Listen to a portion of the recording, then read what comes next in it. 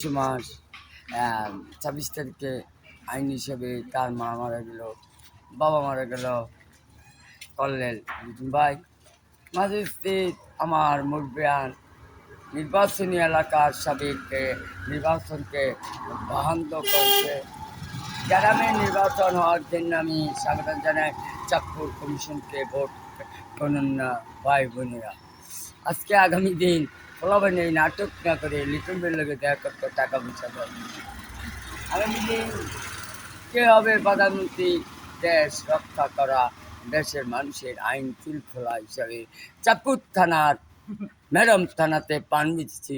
সেদিন একটা মামলা গেছিল, সেদিন অলিপাড়ারি তারা কইয়াছিল জয় সাহ নাসির বিয়া ওই অলাভ দেয় মানিক পাড়ারি। আমি সেদিন জামিন করেছিলাম নেই নীতিভাবে মহিষাদীহীনে বহুত উন্নয়ন করেছিলাম। আজকে গাড়ি স্কুলে মাঠে ছেলেরা লজেস খাওয়ানোর জন্য কান্দাকান্দি করছে। 50টা লজেস খাওয়াইছি। আল্লাহ পাক সেদিন ইসলাম আবিষ্যবের মান্তার সাথে 50টা খাওয়াইছি। মিথ্যা কথার আলোচনা আমি করবো না। আমি সমাজ সভা, আমি টানুর সর্দার সাহেব উনি মারা গেছিলেন। আমি 45 দিন হইতে চাই না।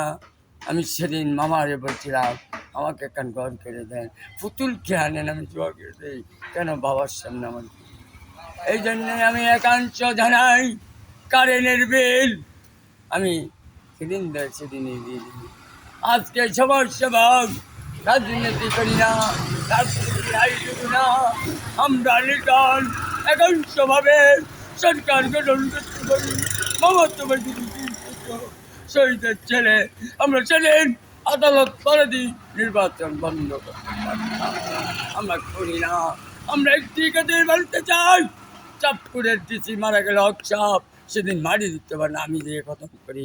আমি স্টিল আলমারি কিনলাম 2 লক্ষ টাকা দিয়ে, তাকে মারি দিয়ে এলাম। চাঁদপুরের ডিসিকে হক সাহেবের রাজবাড়িতে মিথ্যা কথা কব এই মারির কসম খাইয়ে আমি তাকে মারি দিয়ে এলাম। দুঃখের বিষয় বলতে চাই, শেখ হাসিনার মেয়ের পুতুলের বিয়ে হলো, আমাকে করিম পাড়ার ছেলেকে খাবার দিল না, সেটা দুঃখ করছে সে শেখ মুখরি।